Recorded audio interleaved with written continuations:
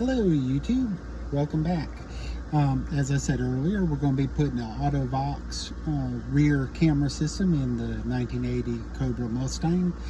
It's kind of hard to go ahead and deal with the factory mirror, and this kit is relatively inexpensive. I picked it up off of Amazon, good reviews, less than $100, and I just think the Classic needs a little bit of technology, so when I'm backing into spaces, I've got spoiled over the years having a rear backup camera.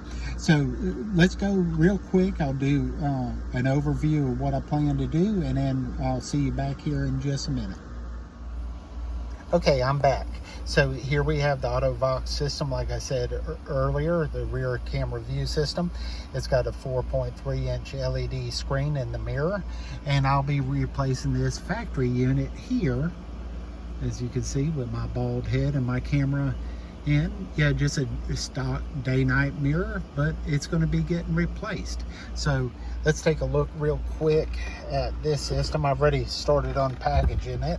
So, it's a pretty stock looking unit. Shouldn't be anything out of the ordinary. About the same size.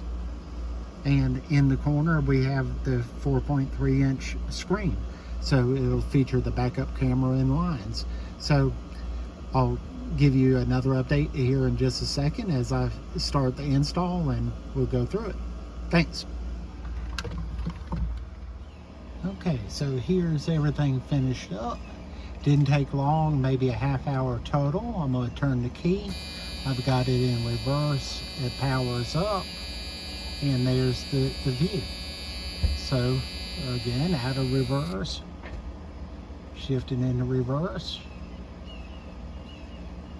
Got the parking lines telling me where to stop. I'm a little short of my parking bumper in my garage or carport area.